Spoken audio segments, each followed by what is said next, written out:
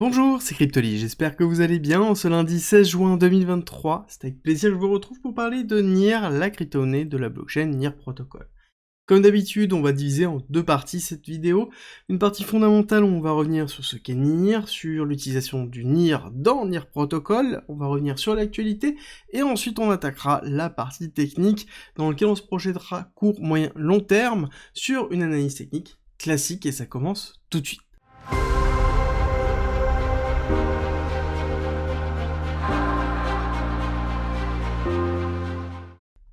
Alors, déjà, il faut expliquer ce qu'est NIR Protocol. NIR Protocol, c'est une Layer 1 qui a pour but principal de fournir des outils aux développeurs pour pouvoir construire des applications décentralisées. Quelque chose de classique que l'on retrouve sur toutes les autres blockchains, c'est quelque chose qui a été proposé à l'origine par Ethereum comme étant premier avec la notion de smart contract, et NIR Protocol arrive dans cette idée-là où on est dans une volonté d'offrir plus que ce qu'offre Ethereum à travers justement leur protocole. Alors ça c'est l'ancienne image de leur ancien site, mais ça aide beaucoup à partager. Vous allez voir, ça a évolué au niveau marketing, forcément étant donné qu'on est dans une transformation de bear market en bull market, donc il y a une transformation des images qui sont en cours, mais il faut comprendre qu'ils se définissent comme étant une blockchain proposant tout le nécessaire pour pouvoir construire de la finance décentralisée, des NFT et forcément un DAO avec en plus une solution de scaling qui est adaptative. Donc c'est vraiment quelque chose qui est à la base différent d'Ethereum dans leur volonté, c'est-à-dire que c'est le principe de NIR Protocol, on fournit tous les outils et une notion de scalabilité, alors qu'Ethereum, la notion de scalabilité est portée par ses Layer 2, donc d'autres projets qui se greffent dessus. Donc c'est vraiment la grosse différence que l'on peut voir au niveau de NIR Protocol, et on a à côté un changement drastique de leur image, où on voit justement le nouveau site qui s'est mis en place ici.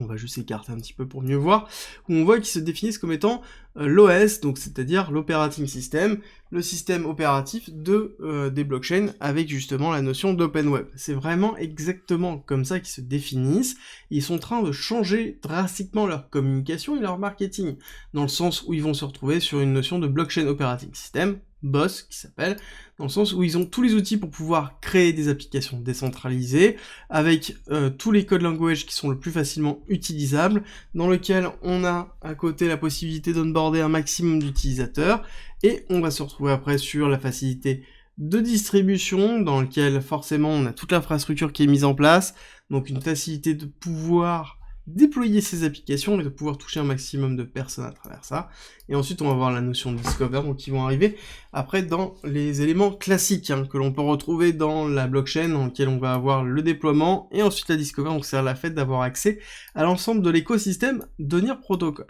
Alors NIR Protocol à côté, c'est pas que NIR, c'est-à-dire qu'il y a un ensemble d'autres blockchains qui gravitent autour, qui permettent à NIR Protocol de pouvoir évoluer. On a parlé souvent d'Octopus, on a parlé de Aurora, et donc derrière on n'a pas que NIR en elle-même, on n'a pas que cette première couche qui est importante certes, mais qui n'est pas seule. C'est très important de le comprendre, c'est que forcément on a une volonté au début d'être unique, c'est-à-dire dans le sens où on veut être la blockchain dans laquelle on va être l'operating system qui peut promettre de la scalabilité, tous les outils nécessaires, etc., etc. Mais à un moment donné, on va se heurter à la difficulté de pouvoir tout faire tout seul, et donc forcément on va se retrouver dans d'autres blockchains qui vont arriver et qui vont avoir un rôle important. C'est aussi les éléments qu'il faut retenir au niveau de NIR Protocol. Au début, ils avaient vraiment une vocation à devenir une Layer 0, c'est-à-dire une blockchain qui a pour vocation, un peu à l'image de Cosmos, d'être une blockchain qui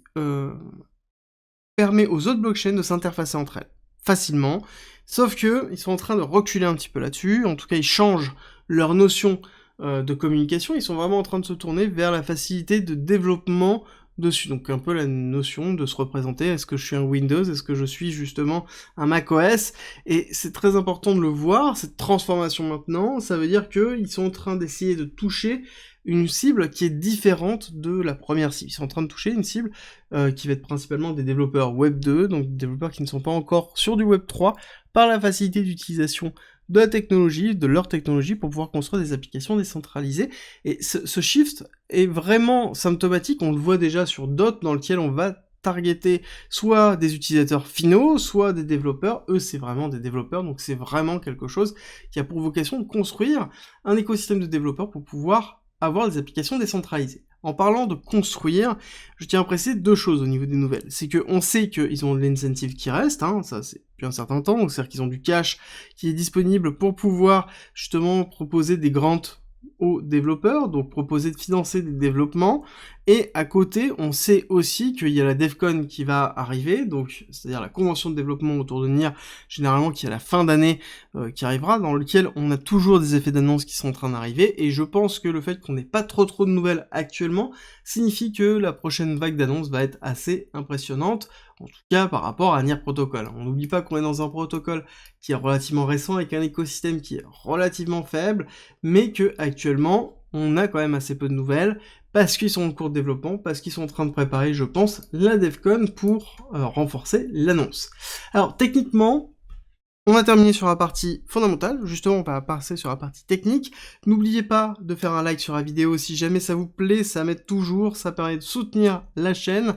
Et on attaque la partie technique avec, classiquement, on se retrouve dans vague 1, vague 2, vague 3, 4, 5 impulsive, donc je suis en weekly, histoire de compresser un peu le graphique. On va se retrouver aussi dans une pattern de week off classique avec un BC AR ST SO, donc Buying Climax, Automatic Rally, Secondary Test, et ensuite nous sommes actuellement dans Sign of Weakness, quelque chose de très classique, et dans Sign of Weakness, nous sommes dans la partie basse de ma spot zone étant la zone de retracement et de rechargement long terme dans lequel on a la vague 2 qui se trouve ici où on est passé en dessous pour la deuxième fois dans cette accumulation que l'on retrouve ici avec un psy, donc l'arrêt de la tendance baissière, première intention d'arrêt de la tendance baissière, arrêt réel de la tendance baissière, donc psy SC, on est remonté, retesté la partie supérieure, on a fait l'automatic rally, et ensuite là on s'est enfoncé, on devait faire un ST, sauf qu'on a eu la nouvelle de la SEC, avec derrière une recherche de liquidité, où on est allé chercher la liquidité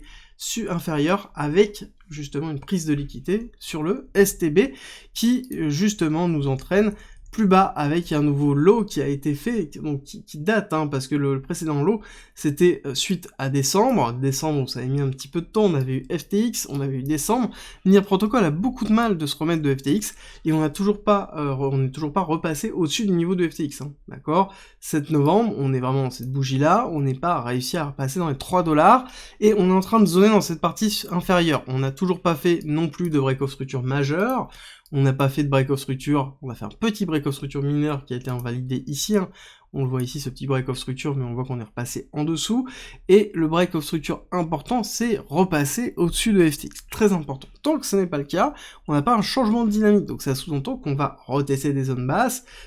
qu'on pourrait aller chercher justement l'order block qui est ici, dans lequel on est en train de toucher, mais pour l'instant on n'est pas allé suffisamment bas. On pourrait aller chercher, pourquoi pas, les 1$ totalement,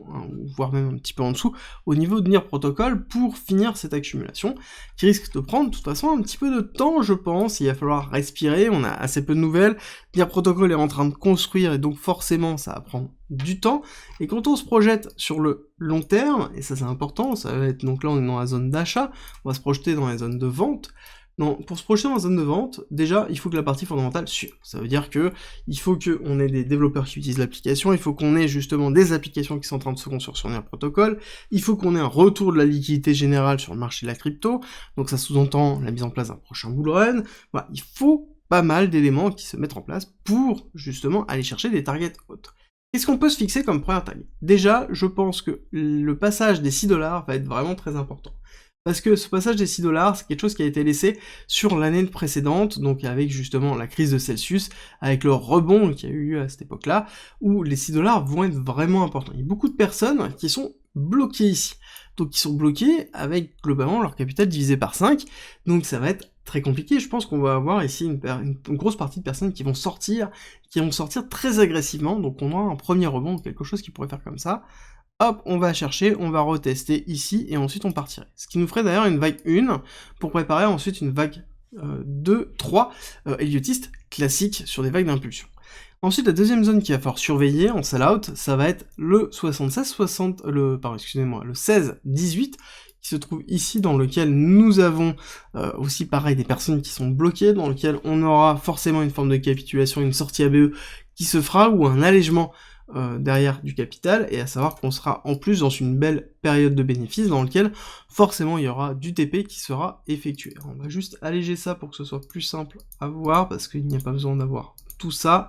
On va juste laisser le 1.1, le 1.618, et après on verra. Donc l'idée derrière, c'est d'aller chercher sur une grande vague 3, donc là on aura une grande vague 1, grande vague 2 iotiste, donc de chercher une grande vague 3, qui sera elle-même composée fractalement de 5 vagues d'impulsion iotiste, et on irait chercher la première target 1.1 à 23$, et forcément après le 1.618, nombre d'or, avec les 33$, donc derrière une belle perspective, par contre, qui doit être portée impérativement par un bull run, par des applications, par l'utilisation de NIR Protocol. S'il n'y a pas d'utilisation, il n'y aura pas de valorisation du token, s'il n'y a pas de valorisation du token, il n'y aura pas d'augmentation du prix, ce qui est tout à fait normal. On va terminer dans la partie technique, j'espère que cette vidéo vous a plu, si c'est le cas, n'oubliez pas de laisser un like. Je vous mets la vidéo, pour ceux qui sont sur YouTube, en haut à droite ou en haut à gauche, au choix, sur la quotidienne d'aujourd'hui, qui est très importante, dans laquelle vous avez beaucoup d'informations, et n'hésitez pas à la regarder. Et je vous mets aussi la vidéo, pendant que j'y suis, de l'analyse de VET que j'ai effectuée, de la crypto de VeChain,